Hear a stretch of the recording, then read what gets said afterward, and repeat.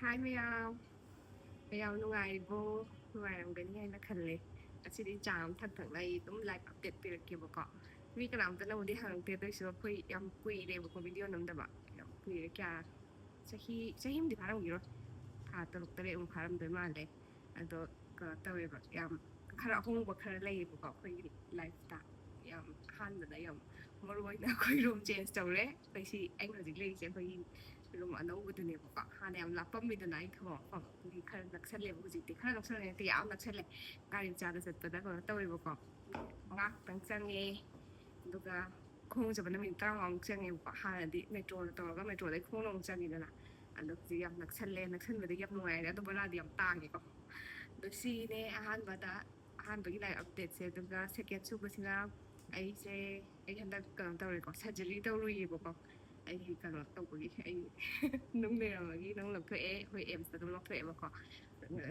10 days muk phari 10 days ki shuti phangibako adagi 10 days shuti phanga ai thabak join tawre thabak hek join tawga night duty pi bako ngarang hanba night jaloraga ngasi night halakpaneba duga simu night duty chatoine aduga muthangi live update sina ai atopa health issues khara leibako health issues khara lei adu doctor na ko taw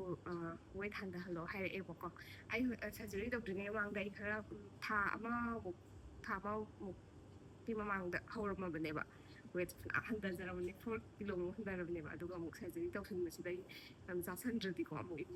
ingumadu sonbanina unaslakani na khara chasanbai weight tang amuk hingatleba